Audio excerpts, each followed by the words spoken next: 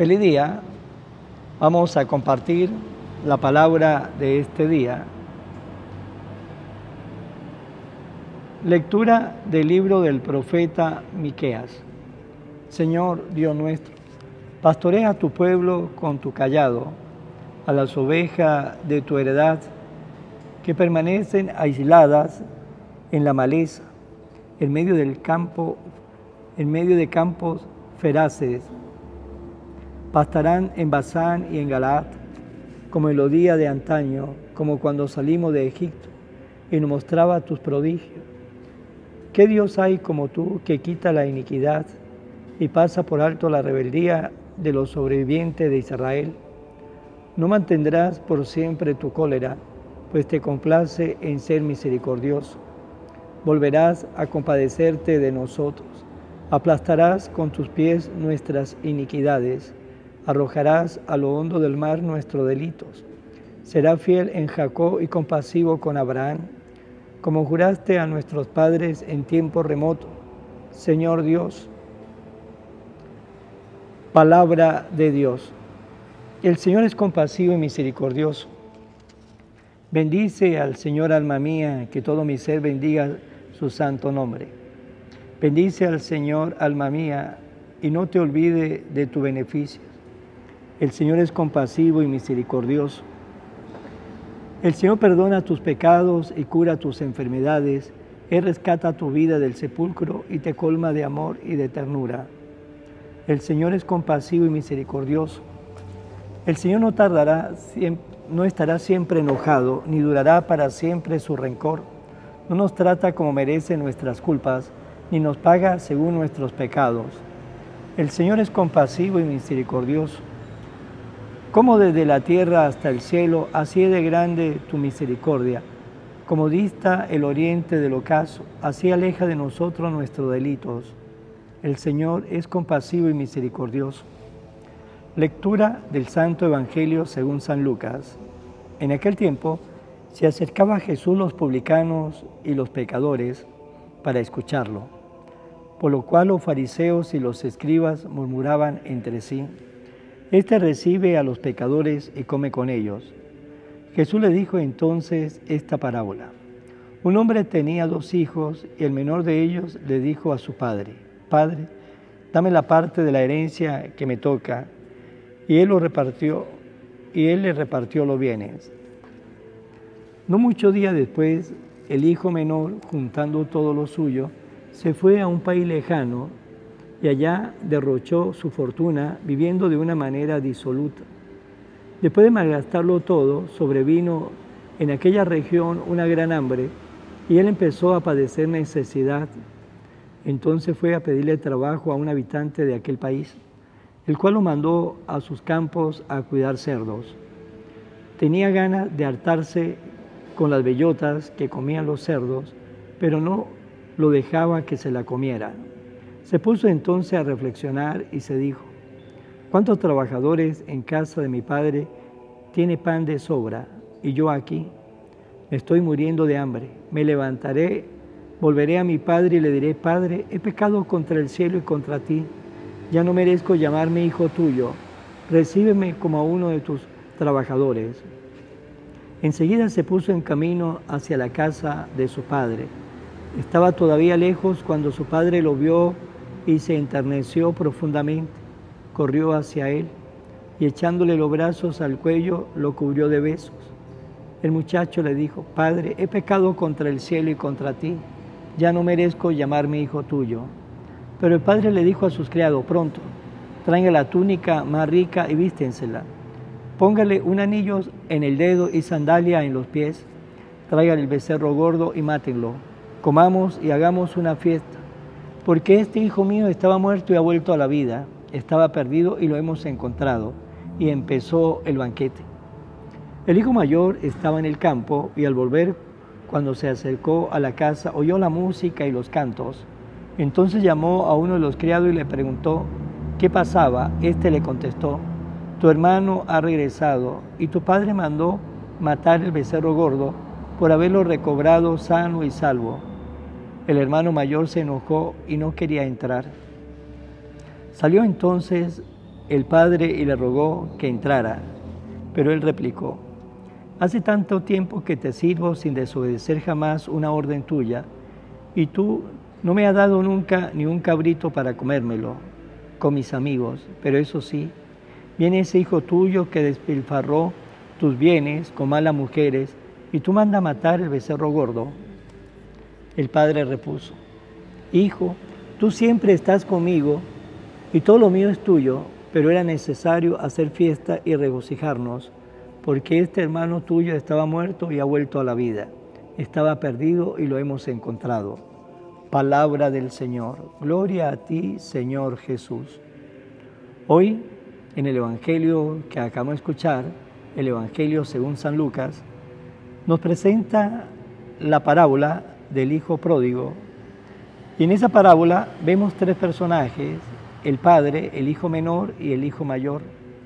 El padre de la parábola de Dios. Y el hijo menor y el hijo mayor puede ser alguno de nosotros, dependiendo de nuestras actitudes. Veamos a cada uno de ellos. El padre. Veamos el corazón del padre. El corazón del padre es un corazón misericordioso, un corazón bueno, compasivo, tanto así de que el hijo menor le pidió la parte de su herencia y él le repartió los bienes que le tocaba a él como herencia al hijo menor, cosa que en la vida actualmente, pues si un hijo o una hija le viene a pedir al papá o la mamá que todavía están vivos, que le dé la herencia que le corresponde, pues una falta de educación, es una grosería. Papá y la mamá le pueden decir: bueno, si quiere plata, vaya y trabaje. Pero en el Evangelio, en esta parábola, Jesús la coloca así, de esa manera, para que ustedes y yo nos demos cuenta de lo bueno que es el Padre. Le pidió los bienes, ¿sí?, la herencia que le correspondía, y le entregó los bienes, porque el Padre, que es amoroso, que es bueno, es misericordioso, también respeta la libertad de los hijos. Dios respeta nuestra libertad, y lo más sagrado que Dios nos ha dado es la libertad, y desde la libertad ustedes y yo tomamos una decisión. Pues bien, el hijo menor pidió la parte de su herencia. El padre, respetando la libertad, le dio la parte de la herencia. ¿Y qué hizo con la herencia? Fue y la despilfarró con malas mujeres, tomando, con malos amigos, hasta que se dio cuenta que se quedó sin medio, se quedó sin nada, se quedó sin plata, y se puso a pensar: ¿y ahora qué voy a hacer? ¿Ahora qué voy a hacer? Y se acordaba de su casa, de la mesa de su casa, y dijo: no, voy a regresar, le voy a decir a mi papá: he pecado contra el cielo, contra ti, no merezco llamarme hijo tuyo, recíbame como uno de sus trabajadores. ¿Por qué el hijo menor regresaba a pedirle perdón al papá? Porque también el hijo menor sabía la clase de papá que tenía, y sabía que el papá no le iba a cerrar la puerta, sabía que el papá lo iba a escuchar, que lo iba a recibir. Por eso se atrevió a ir hasta donde el padre, porque si él conocía que el papá era una persona muy severa, pues no lo hubiese hecho. Pero como él sabía la clase del corazón que tiene el papá, por eso regresó a pedirle perdón, porque ese es el corazón de Dios, un corazón siempre compasivo, un corazón que lo mejor que hace es practicar la misericordia, el perdón, amar. Eso es lo mejor que hace el corazón de nuestro Dios. Y por eso regresó, por eso fue hasta donde estaba su casa, hasta donde estaba el padre. Pero, ¿qué pasó?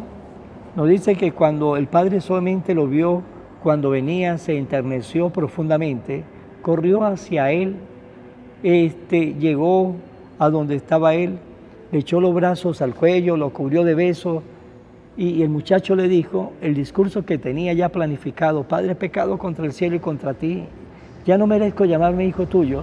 Pero ¿qué hizo el padre? Le dijo: no, traiga la túnica, vístenselo, póngale el anillo en el dedo. Es decir, lo recibió como si no hubiese hecho nada, porque así es el corazón de nuestro Padre Dios. Cuando nuestro Dios nos perdona a nosotros, olvida las ofensas. Cuando Dios nos perdona, olvida el pecado. Cuando Dios nos perdona, nos pone de nuevo en el camino para que nosotros edifiquemos otro camino, el camino malo que habíamos edificado, el Señor lo va a borrar totalmente. Ese es el corazón de nuestro Padre, y por eso perdonó de esa manera a su hijo en la parábola, al hijo pródigo, que arrepentido fue y le pidió perdón, y el Padre no se cerró al perdón, todo lo contrario, lo recibió con los brazos abiertos. Pero veamos la actitud del hijo mayor. El hijo mayor estaba en el campo, cuando llegó a la casa, escuchó músicas y canto, entonces llamó a uno de los criados y preguntó qué pasaba, y él le contestó lo que había pasado, que su hermano había regresado, y el padre, contento, había mandado matar el becerro gordo, porque lo había recobrado sano y salvo, y el hermano mayor se enojó y no quería entrar. Primero, el hermano menor no había gastado los bienes, la propiedad, lo que le correspondía al hermano mayor. Todo se lo había hecho al papá, había ofendido al papá, y lo que había hecho malo se lo había hecho al papá. Pero el papá lo había perdonado, pero el hermano mayor se cerraba totalmente al perdón y no quería perdonar, y le sacaba en cara lo que había hecho, y le decía al padre: pero ¿cómo es que lo perdonas si ese hijo tuyo despilfarró sus bienes con malas mujeres y tú mandas a matar el becerro gordo? ¿Por qué? ¿Por qué lo perdona? ¿Por qué hace eso? Es decir, el hijo mayor se cerraba al perdón, no quería perdonar. Y así somos nosotros muchas veces en la vida. Nos cerramos a perdonar a nuestros hermanos, nos cerramos a perdonar las equivocaciones que puede tener una persona. De una u otra manera, a veces nos puede herir directamente o indirectamente, pero muchas veces nos cerramos al perdón.